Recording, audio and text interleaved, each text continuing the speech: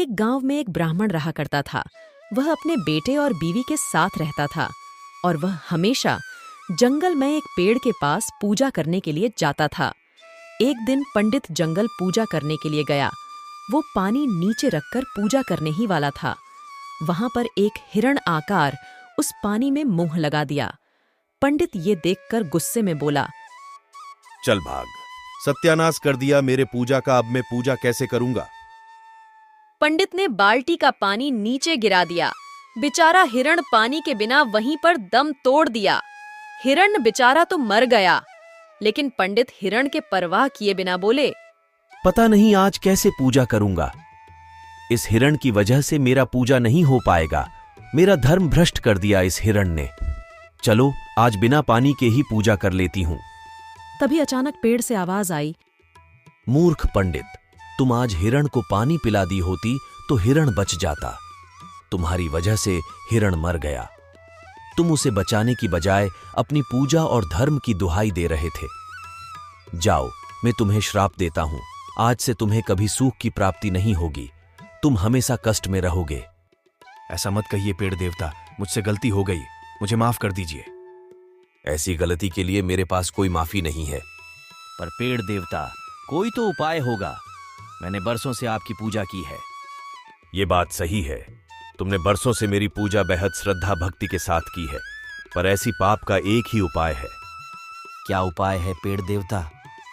तुम्हें काशी में गंगा किनारे जाके मोक्ष प्राप्ति की पूजा करनी होगी, पर तुम्हें यहां से काशी पैदल ही जाना होगा। तुम्हारी परिवार से कोई भी जाकर पूजा करा सकता है। पेड़ देवता, मैं ये पूजा अवश्य करूंगा। पंडित उदास होकर घर जाने लगते हैं।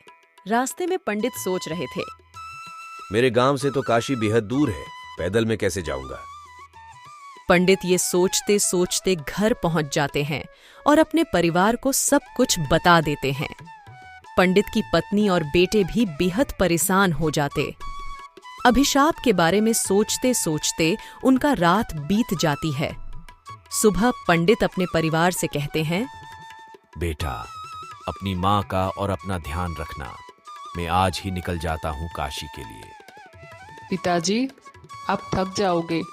परिवार से अगर कोई भी जा सकता है तो मैं काशी जाकर ये पूजा करूँगा और आपको ये पाप से मुक्त करूँगा। अगले दिन पंडित का बेटा श्याम निकल जाता है काशी के लिए।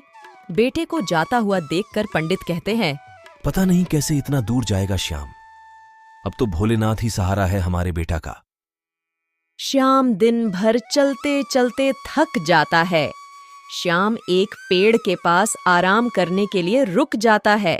यहीं उसको नींद आ जाती है और सुबह जब जगता है तो कहता है, अरे, मैं तो पेड़ के नीचे ही सो गया।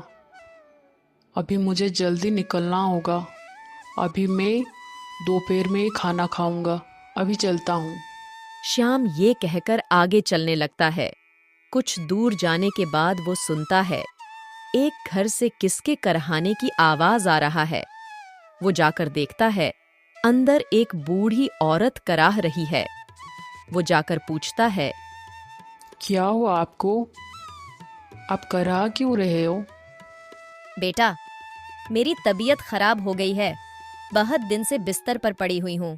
रोज कराहती रहती हूँ, पर मदद के लिए कोई नहीं आया। पता नहीं आज तुम कैसे आ गए। कोई तो होगा आपका। नहीं बेटा, इस दुनिया में मेरा कोई नहीं है। मैं अकेली हूँ।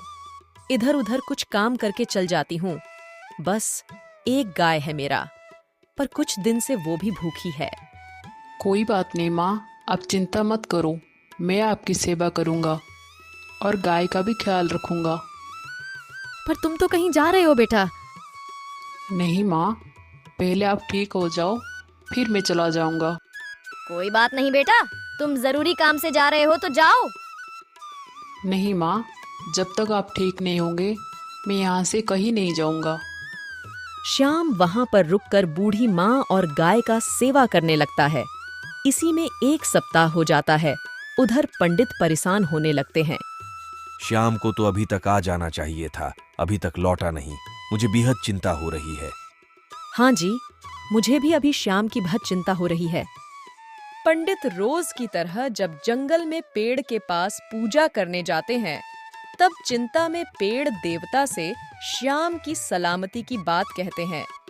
तब पेड़ से आवाज आती है, चिंता मत करो पंडित, तुम्हारा बेटा बेहद ही गुणवान और परोपकारी है और तुम्हें भी तुम्हारी पाप से मुक्त कर दिया है। पर पेड़ देवता वो तो अभी तक आया नहीं। तुम घर जाओ, वो भी आ जाएगा। पंडित घर जाकर अपनी पत्नी को सारा बात बताते हैं। उधर श्याम की सेवा से बूढ़ी माँ भी ठीक हो गई थी, इसलिए वो श्याम को जाने के लिए कहती है। श्याम वहां से निकल आता है और सोचता है, 10 दिन से ज़्यादा हो गया, अब मुझे घर जाना चाहिए। पिताजी और माँ मेरे लिए परेशान हो रहे होंगे। मैं घर जाकर पिताजी को बताऊंगा, फिर काशी के लिए जाऊंगा। श्याम घर लौटकर अपने पिता से फिर से काशी जाने की बात बताता है। पिताजी, मैं एक बूढ़ी माँ और उसके गाय की सेवा करके 10 दिन वहीं पर बिता दिए। मैं काशी तो जा ही नहीं पाया, इसीलिए मैं फिर से काशी जाऊंगा। तब पंडित कहते हैं, बेटा, तू भले ही काशी नहीं जा पाया, लेकिन तूने जो परोपकार और सेवा किया है वो किसी पूजा से कम नहीं है। हम सब मिलकर काशी जाएंगे।